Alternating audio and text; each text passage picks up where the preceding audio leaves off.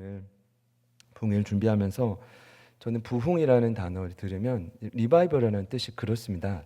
다시 생명을 되찾는 것입니다. 그러니까 처음 부흥은 누가 뭐라 해도 믿지 않는 영혼이 예수님을 구주로 영접하여 성령이 내주하여 부흥을 맛보는 것입니다. 믿으시죠? 다 그걸 경험했겠지만 또 점검하셨겠지만 그 이후에도 우리가 계속 부흥회를 하는 이유는 뭐냐 하면 수많은 세상의 틈을 통해 들어오는 육신의 정욕, 또 기도해 주셨지만 만목의 정욕, 이생의 자랑처럼 그 유혹에 자꾸 생명을 잃어버리다 보니까 다시 그 생명을 찾아오는 거죠. 근데 제가 이번에 부흥회를 준비하다가 참 단순한데 부흥을 경험하는 건 단순합니다. 지금 교회가 이 건물 안에 모여 있긴 하지만 교회는 건물이 아니라 예수님을 머리로 한 지체인 줄 믿으시죠? 그러니까 머리는 예배에서 말씀에 나온 것처럼 예수님이고 저와 여러분은 지체란 말입니다. 그러니까 목사님이 손이라면 누군가는 허파, 심장, 발가락 다 있으시잖아요. 그러면 단순합니다. 머리 대신 예수님께로부터 지체된 여러분들께로 그 생명만 흘러갈 수 있다면 부흥이 될 텐데. 그러면서 떠올랐던 단어가 바로 돌파입니다. 한 저명한 신학자가 최근 한국 교회는 대부분 영적인 동맥 경화에 걸렸다고 진단 내렸습니다. 이제 나이가 드시면 대다수 고혈압 약이나 저희 아버님도 그러시지만 고지혈증 약을 먹으시지만 이게 피가 막혀 있다는 겁니다. 그러니까 머리로부터 뇌이신 핵심이신 예수님께로부터 생명이 흘러와야 되는데 어딘가 막혀 있다. 그러면 돌파라는 그런 의미입니다. 막힌 곳이 뚫어지는 것입니다. 뚫어지기만 하면 그냥 생명이 흘러가는 거죠. 요한복음 10장 10절 말씀을 보면 예수님이 이 땅에 오신 목적을 그냥 거두절미하게 정확히 말씀하셨습니다. 양과 같은 우리에게 생명 주시고 이렇게 부흥사경회를 하며 그 생명을 더 풍성하게 해서 또 다른 자에게 살리는 것입니다. 다시요. 예수님이 이 땅에 오신 목적은, 교회 머리 되신 목적은 우리를 살리고 우리의 생명을 말씀과 기도로 더 풍성하게 하는 것입니다. 그렇다라고 한다면 지금 이 생명을 받는 우리를 뭐라고 표현하냐면 양이라고 표현합니다. 목사님 저기 사진이 저 그림이 양 사진 맞나요? 흑백 사진이요? 그렇죠. 예수님이 양을. 저도 양 사진을 준비했는데 여러분이 지금 사진 어딘가에 있으시라고 생각하시면 됩니다. 제가 양 전문가는 아니지만 좀 부흥을 돕기 위해서 설명을 드리자면 실은 예수님이 누구신지도 알아야 되지만 내가 누군지 알아야 되거든요.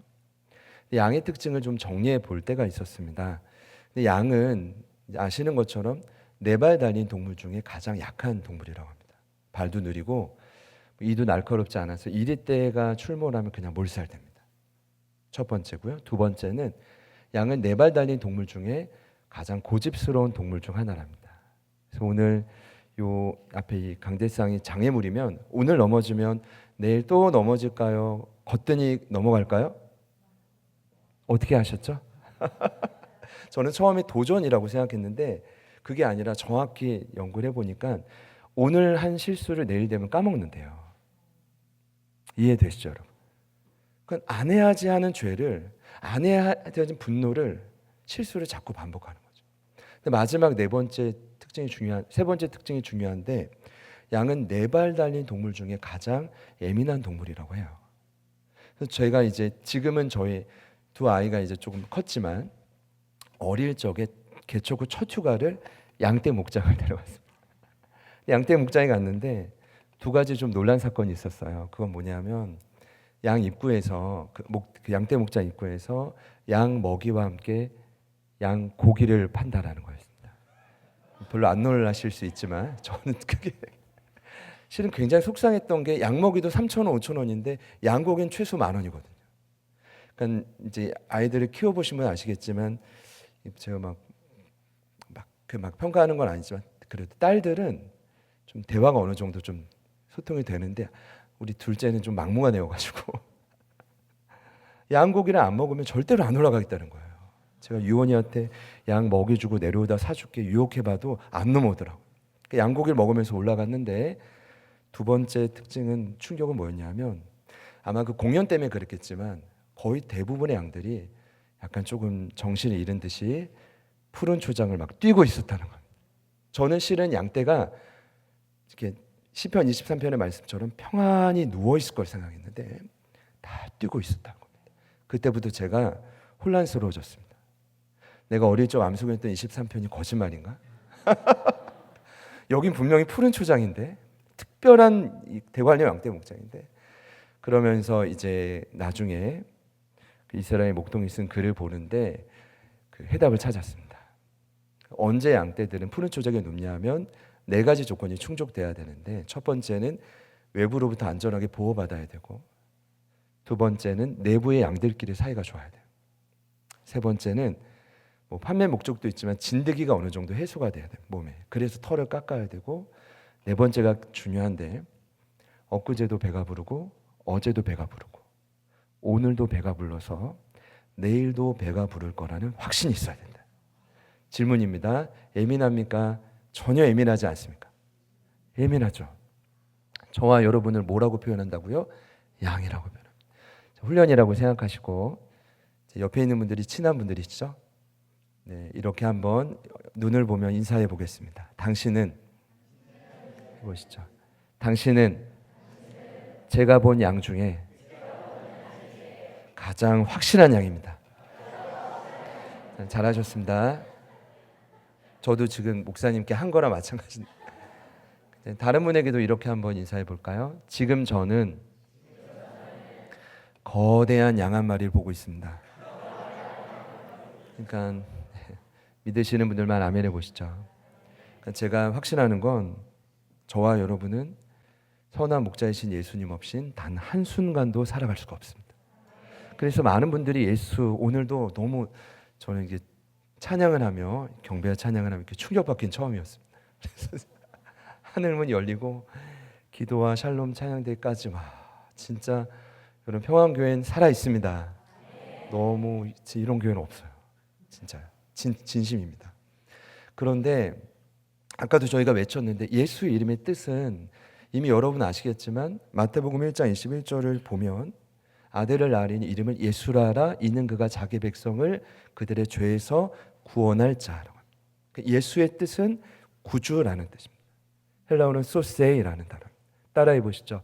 소세이, 구원자, 구주라는 뜻인데, 이 단어 안에 여러분 놀라운 의미가 담겨 있습니다. 첫 번째는 건지는 자라는 뜻이 있습니다. 물에 빠진 사람을, 이 단어는 언제 쓰였냐면 정말 기가 막힐 때 딱 나타나서 건져준다는 겁니다.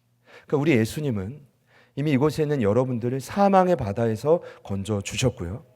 이 부흥의 기간, 제가 바라는 것은 여러분이 가지고 있는 많은 위기와 한계들이 있을 거 아닙니까? 저도 그렇고. 그 위기에서도 건져주실 유일한 분이 누구라고요? 소세, 예수님이십니다.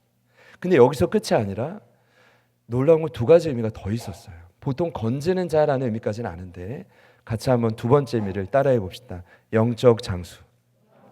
제가 놀라운 건 저 사진과 뒤에 있는 흑백 그림이 너무 비슷해요. 여러분, 놀랍게도 영적 전투는 세상 사람들이 하지 않아요. 그들의 주인은 이미 사단입니다. 그리고 하나님이 타락한 천사를 심판하게 만든 지옥까지 쫓아가는 것이 그들의 운명이라 그들에게 영적 전투가 없고요. 영적 전투는 누구에게 있냐면 여러분에게 있습니다. 제가 너무 확신이 드는 건 앞으로 평안교회는 영적 전투가 심하시겠어요. 여러분, 좋은 의미입니다.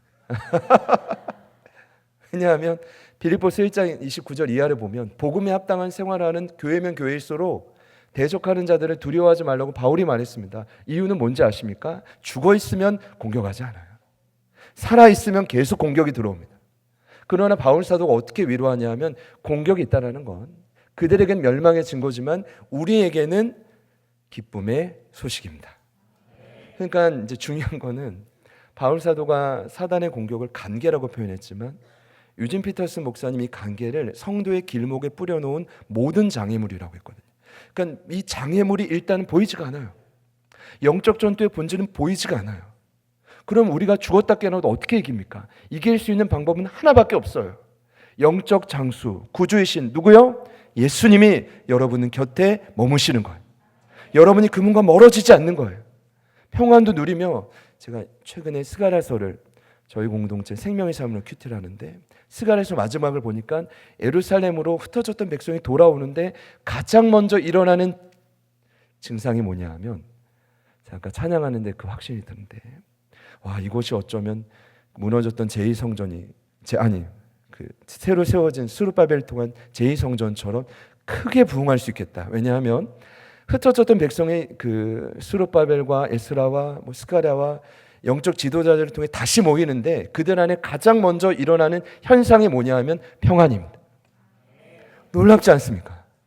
그럼 평안 다음에 뭔지 아십니까? 그들이 다시 한번 강력한 무기를 갖고 이방 민족들을 해치웁니다. 우리 군산 주변에 있는 모든 악한 기운은 여러분을 통해 물러갈지어다. 제 말이 아니라 스가랴 선자가 선포한 건데 그 다음이 기가 막힌데 아마 스가랴 14장 마지막 장의 내용입니다. 그 다음이 일어난 일이 이방 나라에 빼앗겼던 힘이 많은 은근 보호와 의복들이 그 공동체로 몰려오기 시작하는 거죠. 여러분 할렐루야입니까? 근데 그 시작이 누구냐면 예수님입니다. 어려움을 겪는 분이 있을 겁니다. 견고한 진이 있을 겁니다. 구주 예수님께 맡기시기를 축복합니다. 근데 놀라운 건 마지막 의미가 하나 더 있는데 마지막 사진을 보시면 특이한 것이 있습니다. 자세히 보면 저 자매가 예수님 등을 꼭 안고 웃고 있는 게 보이십니까? 아마도 믿음이 있으신 분들은 보이실 겁니다.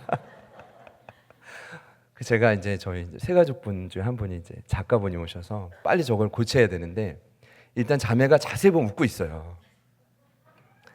자매가 제정신이 아닌 겁니다. 어떻게 저 상황에서 웃는다는 것은 이유는 하나밖에 없습니다. 물에 빠진 자매가 구원받았고 풍랑부터 보호받고 저 배의 키를 자매가 잡고 있는 게 아니라 누가 잡고 있죠? 예수님이 잡고 있는 거예요.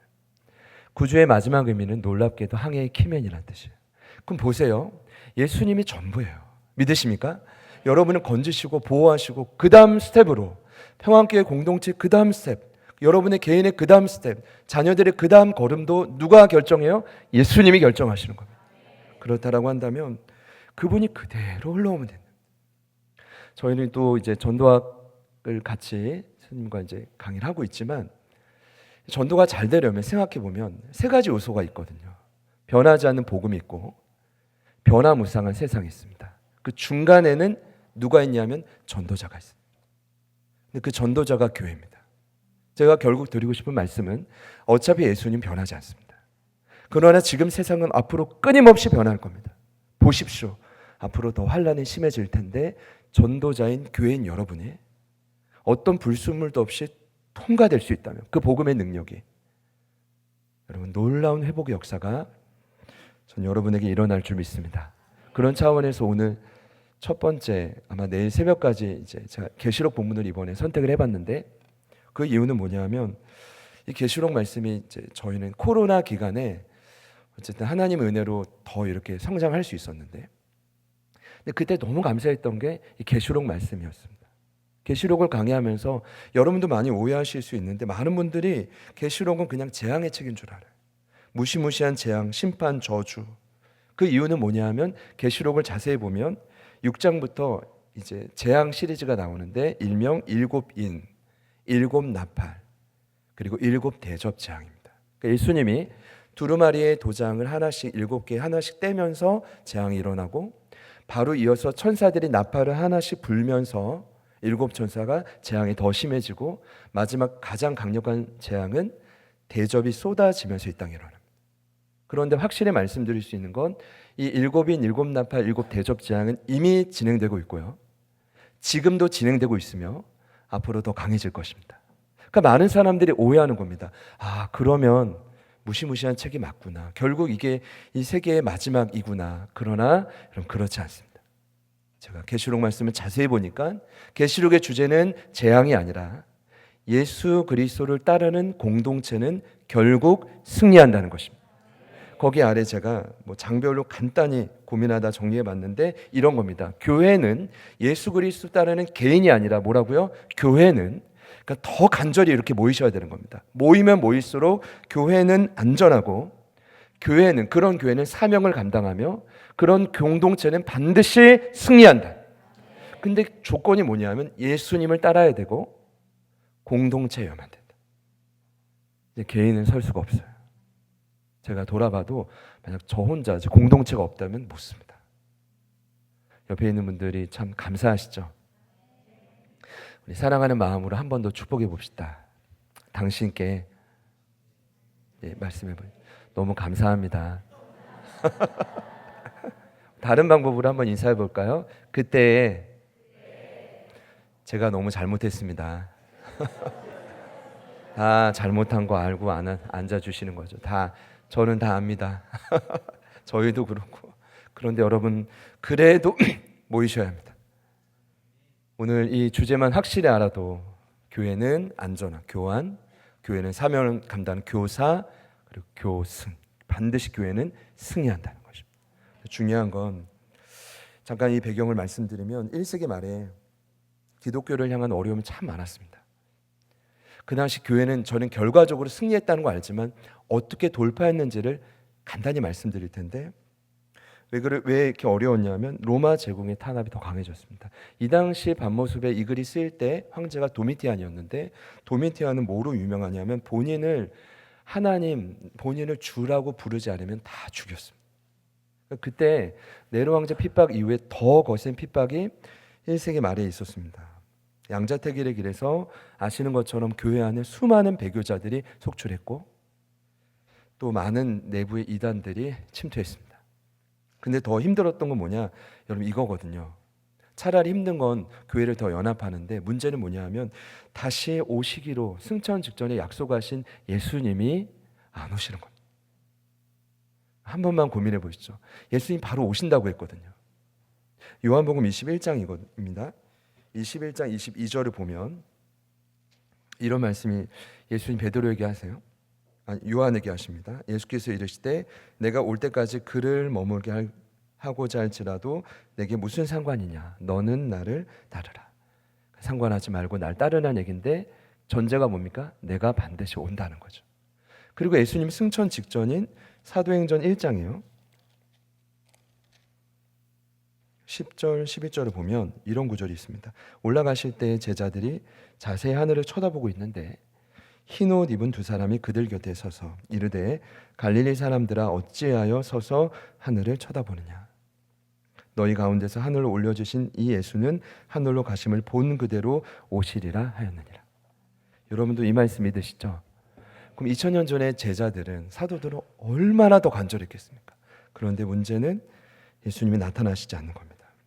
계속해서 그분을 간절히 기다렸고 지연되고 그런데 그러던 어느 날 그날이 언제냐 하면 오늘 10절 말씀을 보시면 주의 날이라고 되어 있습니다. 로스데이는 오늘 여러분들이 지키셨던 어제 주님 부활하신 주일입니다. 저는 여러분이 이렇게 특세도 하시고 부흥회도 하시고 너무 대단하십니다. 이렇게 이 밤에 뜨겁게 모이는 교회가 진짜 없습니다. 그런데 그럼에도 불구하고 앞으로 여러분 결단하십시오. 주의 날에 목숨 걸고 예배하겠습니다. 왜 그러냐 하면 오늘 요한이 정말 횡재한 거거든요. 예수님이 나타나신 그 계시라는 건 아포칼립시스는 그 커튼을 확 젖히고 빛을 확 드러낸 그날이 언제냐 하면 여러분이 죄송하지만 노래방에 간 날이 아니라 게임을 하러 간 날이 아니라 언제라고요? 주의 날, 주님의 날입니다. 그러니까 그날 이곳에 오셔서 담임 목사님의 메시지에 그 메시지를 통해 주님의 음성을 듣기 위해 더 간절히 결단하시기를 축복합니다. 그러니까 요한에게도 그날이에요. 그날 주님을 애타게 기다리던 그날에 주님의 음성을 듣게 됩니다. 10절에 보니까 성령의 감동돼 사로잡힌 요한이 나팔 소리 같은 큰 음성을 들었다. 거기 메모가 가능한 분들은요 2000년 전에 나팔 소리는 세 가지 경우에요 쓰인답니다. 전쟁의 소식, 그러니까 전쟁이 시작됐다 알릴 때, 그리고 왕이 찾아온다 두 번째, 세 번째 큰 잔치 시작입니다. 제가 아까 경배와 찬양을 뜨겁게 하면서 이 세 가지가 다 평안교회에 일어나고 있구나. 뭡니까? 전쟁의 시작입니다. 아까 선교 주셨던 권사님 간절한 기도가 남편의 복음화 영접이었어요. 예수님 영접. 저는 반드시 이루어질 줄 믿습니다. 전도는 영적 전투의 교체, 최전방이고 주인을 교체하는 얘기이기 때문에 결국 이 부흥회는 전쟁의 시작을 알린다. 그리고 왕이 찾아오시는 거죠. 예수님이 이곳에 이미 찾아오신 줄 믿습니다. 그리고 엄청난 잔치가 시작되는 겁니다. 그때 언제? 나팔 소리를 그 당시 그때 불렀다는 겁니다. 그리고 이 계시록은 19절 말씀을 보니까 요한이 보았던 일, 지금 있는 일, 앞으로 장차 될 일을 기록하는데 중요한 건 11절 말씀 보시죠. 이 말씀은 일단은 소아시아 7교회를 향한 말씀입니다. 여러분 이렇게 생각할 수 있습니다. 7교회는 다 사라졌는데 맞습니다. 터만 남았죠. 그러나 이 7교회는 그 당시 교회뿐 아니라 그 당시 흩어진 교회뿐 아니라 앞으로 이 땅에 도래하고 세워질 교회를 포함합니다. 그러니까 오늘 군산에 세워진 이 평안교회는 7교회 안에 포함되게 얼마든지 주님이 저와 여러분에게도 나팔 소리 같은 큰 음성으로 다가오신다. 어쩌면 이 타이밍이 이렇게 맞췄다면 여러분이 계획하신 게 아니잖아요. 하나님의 계획임을 믿으시죠. 그러니까 이렇게 말씀을 주셨다면 어쩌면 오늘이 그날이 아닐까. 이렇게 좀 소개하고요. 일단 오늘 정말 그 보고 싶었던 예수님을 본 요한이 기다리던 예수님 만난 요한이 굉장히 12절부터 예수님을 구체적으로 묘사합니다. 왜 그럴까 생각해 봤더니 예수님 너무 보고 싶었던 거예요. 그래서 이렇게 상세히 기록한 것이 아닐까? 12절을 보니까요. 7 금촛대를 봅니다. 촛대는 나중에 소개하겠지만 교회를 의미합니다. 빛을 비추는. 근데 13절에 보니까 7 금촛대 사이를 지나시는 예수님의 옷이 발에 끌린대요. 왜 예수님은 긴 옷을 입었을까? 불편하게. 그렇게 생각하실 수 있는데 오늘 성가대의 의복보다 아마 더 긴 옷이고 예수님은 키가 작았을까? 그런 kim이 아니라 다리에 끌린다는 옷은 당시 대제사장들이 입던 옷입니다. 그러니까 예수님은 하나님과 무너진 세상에 아까 말씀드렸죠. 전도자, 통로로 철저히 이 땅에 오셨다는 것을 보여주고 그리고 가슴을 보니까 가슴에는 왕의 상징인 금띠를 하고 계시고 한번 상상해 보세요. 14절에는 보니까 흰 머리와 털을 가졌다. 흰 머리도 있고 털도 있었다. 정결함을 상징하지만 여러분 죄송합니다. 전 이런 생각이 자꾸 들어요. 예수님이 너무 피곤하셨구나. 이해가 되십니까? 저도 지금 안 생기려고 하는데 이렇게 지금 띠를 둘러가지고 흰머리가 자꾸 감추려고 하거든요. 어떤 성도님이 목사님 스트레스를 많이 받으시는군요. 그러면 흰머리 이렇게 생긴대요. 그래가지고 제가 속으로 정말 당신 때문입니다. 이러고 싶은데 개척고 가장 힘든 것 중 하나는 성도들과 풀리지 않는 서운함과 상처. 그러니까 제 몫인데 이렇게 막 그러니까 이 예수님 모습을 볼 때 실제 그럴 수도 있다고 생각합니다. 정결함을 의미하기도 하지만 요한에게 말하는 거죠. 내가 너희를 3년 동안 훈련하느라 얼마나 힘들었는지 아냐. 내가 지금도 이 두루두루 내가 환상이 늦어진 이유가 뭔지 아냐. 지금 돌아볼 때가 너무 많다 보니까 머리가 휘어졌다라는 그냥 부흥 사경이니까 깊은 고민을 좀 나눠봅니다. 불꽃 같은 눈은 이제 늘 그렇지만 사람의 중심을 꿰뚫어 보는 예수님은 외모 따위가 중요하지 않아요. 중심입니다. 15절에 중요합니다. 발이 풀무불에 단련한 빛난 주석 같다. 이건 뭐냐 하면 이 발은 빛난 주석 같은 발은 원수의 숨을 단번에 끌어내는 한 예수님의 강력한 힘을 의미합니다. 강력한 무기. 이해되시죠? 자, 그리고 음성인데 많은 물소리와 같은 음성이다. 예전에 저희 학생부 시절 때 제가 여기 오니까 실은 저는 처음에 어디 공용 주차장 평안 군산에서 가장 큰 어디 주차장에 인도하는 줄 알았더니 평안교회 주차장이라는 거예요. 근데 제가 여기 또 교회를 다 보니까 느낌에 제가 그런 걸 얼마 전에 영상에 봤거든요. 약간 앤틱 분위기, 아주 고고한 그런 분위기. 그런 교회 모임 참 앞으로 우리 교회도 참 좋겠다 했는데 지금 평안교회가 다 그 스타일인 거예요. 여러분만 허락해 주신다면 주차장이란 건물을 그대로 인천 검단으로 가져가시고. 근데 이제 그 아버님 섬기셨던 논산 성결교회가 생각나더라고요. 비슷한 느낌이었거든요. 예배실이 넓고 주차장이 넓고. 그렇게 막 뛰어놀 때 근데 그때 이제 고등학교 때 논산으로 전학 갔지만 그 당시에 많은 물소리라는 찬양집이 있었어요. 그 당시에는 핸드폰 인터넷이 발달이 안 돼서 그 찬양집 하나만 딱 있으면요 그냥 마음이 어떨까요? 다 가진 것처럼 그랬어요. 제가 참 순수했죠, 여러분. 저는 지금 만약 찬양집 하나 주고 그러라고 한다면 절대 불가능한, 필요한 게 많아. 근데 그때는 많은 물소리. 그때가 생각이 나면서 어떤 생각이 드냐면 이런 거죠. 주님의 음성이 많은 물소리와 같다는 것은 그만큼 우리에게 주시고자 하는, 요한에게 주시고자 하는 주님의 음성이 참 다채롭고 풍요롭다라는 것입니다. 이해되세요? 생각보다 예수님이 여러분에게 하실 말씀이 많다. 제가 목회를 하면서 가장 좀 충격적인 건 뭐냐 하면 통보를 받을 때가 많아요. 상담이라고 하지만 이미 다 결정이 됐어요. 여러분, 평안교회엔 그런 일 없으시기를 축복합니다. 반드시 예수님의 음성을 들으시고, 그리고 반드시 권위자와 또 지도자분들과 반드시 상의 후에 결정하시기를 축복합니다. 아까 보셨잖아요. 딴 길로 가면 끝이거든요. 우리 때 끝이 아니라 반드시 다음 세대에 연결이 되거든요. 여러분 그렇게 믿으시죠? 주님은 여러분에게 하실 말씀이 많다 적다? 많다라는 거예요. 16절에도 보니까 숨가쁜 소개인데요. 좌우의 날선 검이 입에서 나와요. 제가 얼마 전 에스겔에서 21장을 보니까 에스겔 21장 17절, 17절 안에 칼이라는 단어가 16번 나와요. 칼집 3번 하면 도합 19번입니다. 뭐냐면 이 칼에 검이 나온다는 것은 예수님 강력한 심판주로 오셨다는 겁니다. 다시 오실 예수님은 그와 같다는 겁니다. 그리고 또 그 검은 생명의 말씀을 의미하기도 합니다. 그리고 마지막으로 해같이 빛나는 얼굴은 하늘과 땅의 모든 힘을 가지신 전능하신 메시아를 상징합니다. 자, 여러분, 제가 잠깐이지만 예수님을 소개했습니다.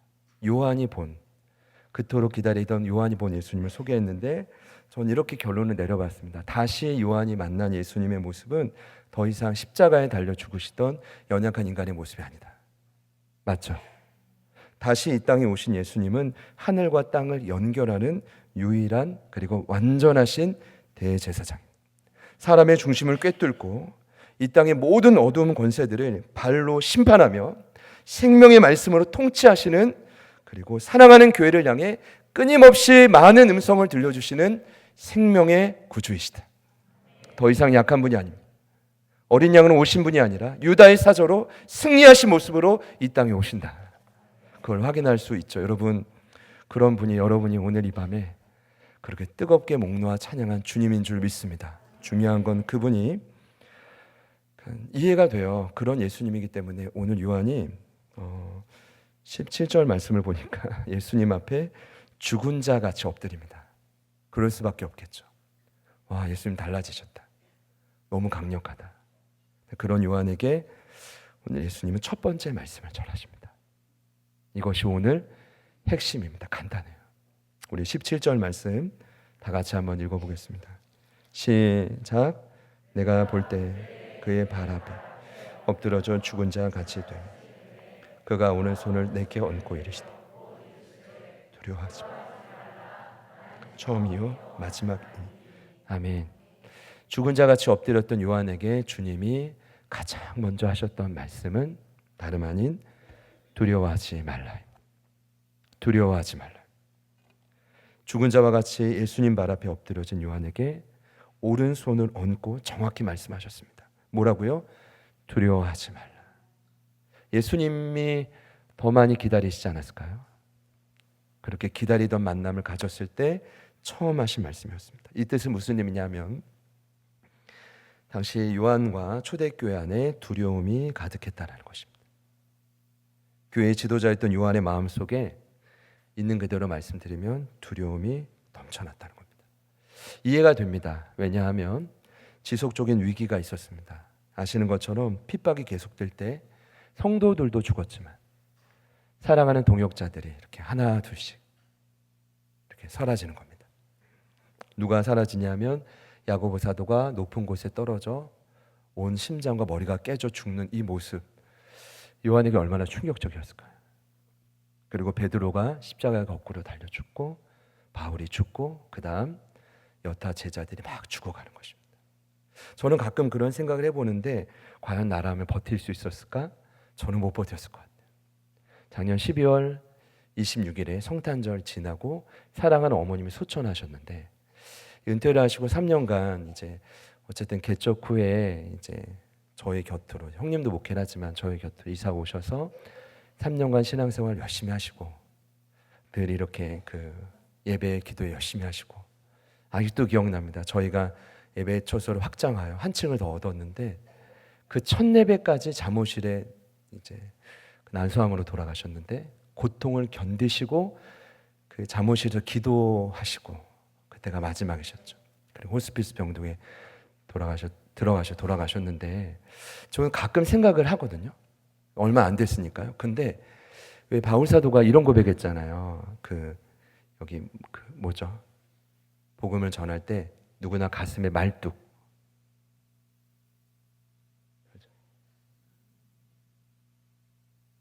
그 원문의 의미가 말뚝인데요. 하여튼 말뚝이라고 하겠습니다. 복음을 전할 때 제가 이때 생각나는 단어를 말씀드릴게요. 그걸 안고 모든 전도자들이 쉬는 아픔을 견디고 생명을 전한다는 거예요. 근데 그때 생각해 보면 아직도 잘 해결이 안 되고 좀 회피하는 것 같아요. 그러면서 생각을 해보는 거죠. 사랑하는 이렇게 동역자들이, 예를 들어서 어느 날 장진명 목사님이 순교를 당했다. 저희 스승님이 먼저 하늘나라로 갔다. 근데 그 모습이 복음을 전하다가 안타까운 사건을 당한 거죠. 만약 이랬다면 여러분의 마음은 어떨까요? 저는 요한이 정상적인 정신 상태를 유지하는 것이 쉽지 않을 거라고 생각합니다. 그러니 이 시간, 이 당시에 교회가 마주했던 위기는 단순히 여러분 의식주 문제가 아닙니다. 이해되시죠? 그 의식주 문제를 넘어서 목숨까지 위협받는 실정이었습니다. 한 치 앞을 알 수 없는 두려움입니다. 여기서 제가 연구해 보니까 두렵다는 단어는 어떤 의미냐면 경악한 상태입니다. 경악한 상태.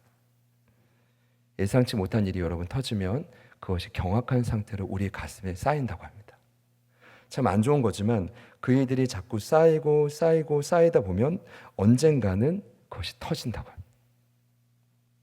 예수님이 불꽃 같은 눈으로 요한의 심장을 꿰뚫어 보셨던 겁니다. 그리고 가장 먼저 제가 생각할 땐 치료하신 게 뭐냐? 그 전도자를, 그 초대교회를 치료하신 치료책이 뭐냐 하면 두려워하지 말라는 것입니다. 혹시 이 자리에 예상치 못한 일들로 인해 경악한 상태로 오신 분들이 혹 계시다면 살아계신 주님이 중심을 꿰뚫어 보시니까요. 여러분을 괴롭히는 모든 악한 세력들을 풀무불에 단련된 발로 밟으시는 분이시니까요. 생명의 검으로 얼마든지 새 길로 인도하실 분이니까요. 그분이 여러분에게 분명히 말씀하실 겁니다. 두려워하지 말라. 2000년 전 초대교회를 일으켰던 돌파의 첫 번째 메시지는 두려워하지 말라. 근데 더 놀라운 건 예수님이 이렇게 말씀할 수 있었던 근거가 있습니다. 그건 바로 죽으셨던 예수님이 현재 살아있기 때문입니다. 믿으십니까? 죽으셨지만 지금 살아있다는 것을 그에게 말하고 있습니다. 18절 말씀을 우리 한 번 더 마지막으로 읽겠습니다. 시작. 곧 살아있는 자, 내가 전에 죽었었노라 볼지어다 이제 세세토록 살아있어 사망과 음부의 열쇠를 가졌노니. 아멘. 아까 제가 단어가 생각났습니다. 육체의 가시. 죄송합니다. 부흥사경에 인도하는 인도자가 그 유명한 표현을 잊어버렸어요. 근데 이제 바울이 간절히 기도했는데 가시를 갖고 살라고 하잖아요. 참 희한하죠. 근데 그 가시가 원문의 의미가 말뚝이라는 육체의 질병이든 정신적인 질병이든 정말 여러분이 태어나서 마주하고 싶지 않는 여러 시련으로 생긴 관계 어려움이든 그것이 여러분의 숨을 쪼이는 가시가 될 수 있지만 오늘 그런 자에게 가장 필요한 게 뭐였죠? 예수님이 첫 번째 메시지 두려워하지 말라. 근데 그렇게 말씀하실 근거가 있다고요. 그냥 아무나 나타나서 두려워하지 말라. 물론 예수님이어도 근거를 분명히 말씀하십니다. 그 이유는 뭐냐? 오늘이라도 당장 여러분에게 두려워하지 말라. 그 생명의 말씀을 하실 수 있는 이유는 뭐냐 하면 예수님은 살아계시기 때문입니다. 전에는 분명 십자가 위에서 우리 죄를 위해 친히 죽으셨지만 3일 만에 부활하시고 사망을 이기시고 그리고 지금은 저와 여러분 곁에 살아나셨다라는 것입니다. 여러분, 이분이 처음과 마지막이 되셨습니다. 우리 인생의 이 땅의 모든 교회 사망과 음부의 열쇠를 가지셨습니다.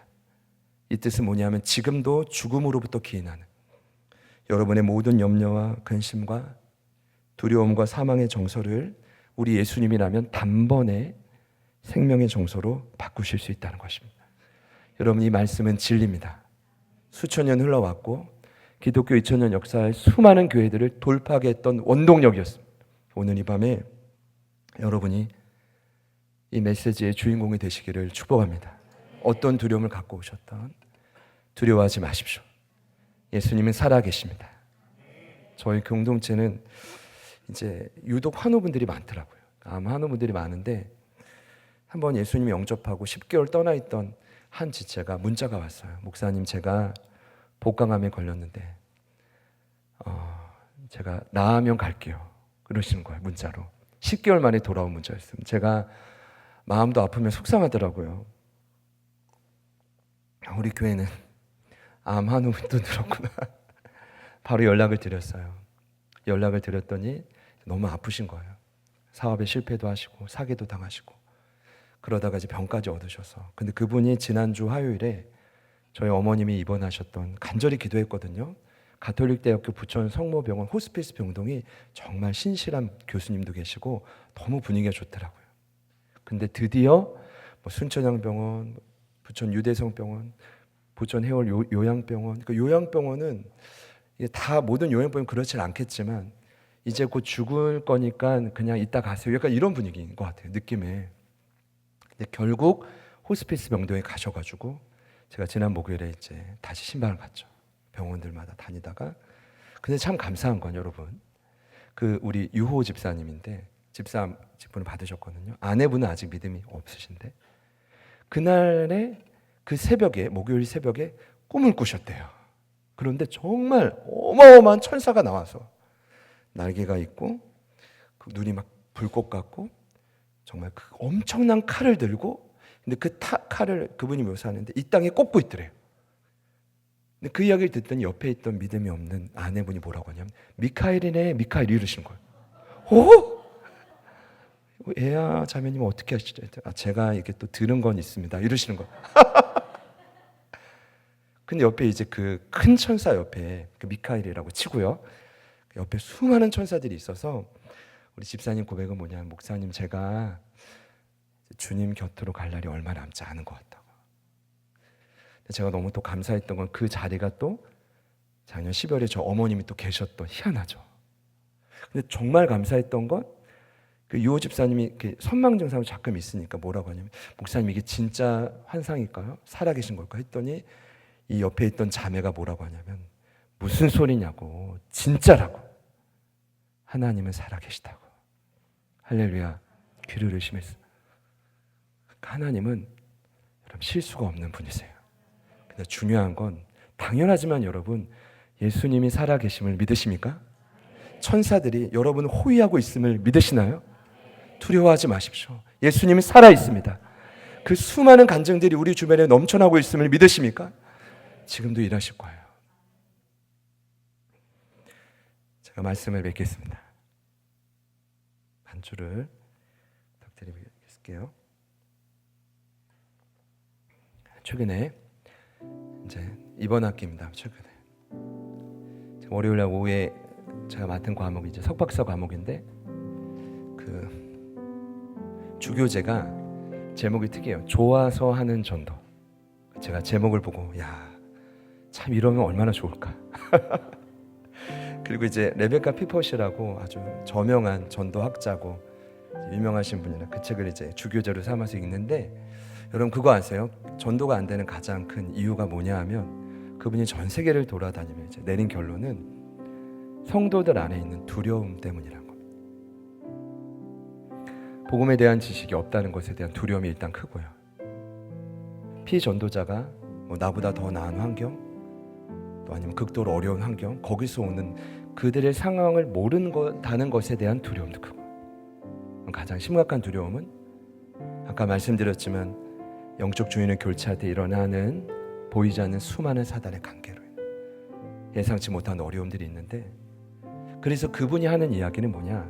정말 오늘날 교회에 필요한 전도는 밖으로 전도도 중요하지만 안으로 하는 전도라. 저는 오늘 장지면 목사님이 또 부임하시고 이 첫 번째 부흥, 이 부흥 사경회가 제게 주신 한 단어는 뭐냐면 밖으로의 전도가 아니라 안으로 하는 전도. 실은 저와 여러분이 복음으로 돌파하게 하셨던 예수님의 생명의 그 수많은 많은 물소리로 무장될 수 있다면 부흥은 걱정하지 않으셔도 됩니다. 여러분의 인생이요, 반드시 하나님이 이렇게 뜨겁게 찬양하고 찬양대의 이름도 샬롬인데요, 이렇게 평안 가운데 고백하는 이 교회요, 하나님이 책임지실 줄 믿습니다. 중요한 건 여러분이 오늘 이 말씀을 돌파를 위해서 먼저 가슴에 선포하셨으면 좋겠습니다. 예수님은 지금도 살아 계십니다. 지금도 우리에게, 여러분에게 말씀하고 계십니다. 두려워하지 말라, 나는 살아있는 자라.